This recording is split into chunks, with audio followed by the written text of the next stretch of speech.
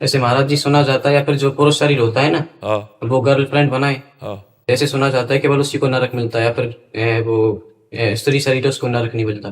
क्यों नहीं मिलता? क्यों नहीं मिलता? दोनों का अपना जीवन है। अगर दोनों व्यभिचार करते तो दोनों नरक जाएंगे। अभी आपने पढ़ा नहीं है, पंचम स्कंद भागवत में पढ़ लेना। अगर लोहे की तपाई हुई मूर्ति पुरुष को चिपकाया जाता है तो पुरुष की तपाई हुई लोहे की मूर्ति में स्त्री को चिपकाया जाता है, नरक में जो ये दंड मिलता है, बलात्कार, जो अब परस्पर ये गंदी बातें गंदे आचरण करते हैं ना, ऐसे पुरुषों को धधकती हुई लोहे की मूर्ति में ऐसे आलिंगन के, और वहाँ ये थोड़ी कि मरना है, वहाँ वर्षों वर्षों का दंड मिलता है। तो ऐसे स्त्री को देखो, हम तुम्हें बता रहे हैं, गोस्वामी तुलसीदास ने लिखा है, पति वंचक पर पति रति करई, रो रो नरक कल्प शत परई।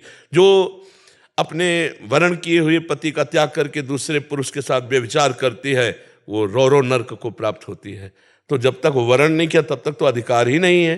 तो ऐसा थोड़ी कि लड़का ने तो फिर वो नरक जाएगा और लड़की है तो उसके लिए विमान आएगा स्वर्ग से, ऐसा नहीं। पुरुष हथकड़ी दोनों की पड़ेगी ना अगर पाप आचरण करोगे।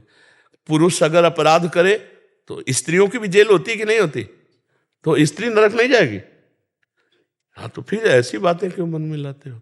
सत्य जो मार्ग है, बढ़िया प्रश्न किया, सत्य मार्ग यही है, जो कर्म जैसा करता है उसको वैसा ही फल मिलता है, चाहे स्त्री हो, चाहे पुरुष हो, चाहे जवान हो, चाहे बूढ़ा हो, चाहे कोई भी हो।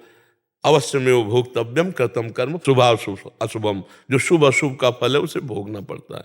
इसलिए अभी जब तक शरीर स्वस्थ है भजन कर लो, नहीं पता नहीं कौन सी आदि व्याधि कौन सा कर्म आ जाए, तो अभी समय है। अगर अभी भगवान में चित्त लगा लिए तो लगा लिए, नहीं तो मानो कैसी पत्नी मिले, कैसे बच्चे पैदा हों कि वो तुम्हारे सारे चिंतन को खींच लें।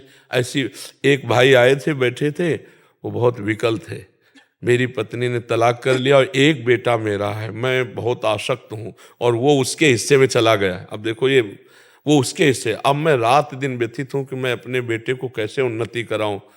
बहुत वो व्यथित थे, कह रहे थे मैं कैसे, अब ऐसे क्या मायाकृत चित्त जहाँ अपरित है, भगवान का भजन करो, एक ही उपाय, वही मोह पास काट सकते हैं, नहीं तो मोह की फांसी बहुत प्रबल है। तो ये अभी समय है, अभी अपने चित्त को इतना बलवान बना लो कि हर परिस्थिति में सहकर हम आगे बढ़ जाएं।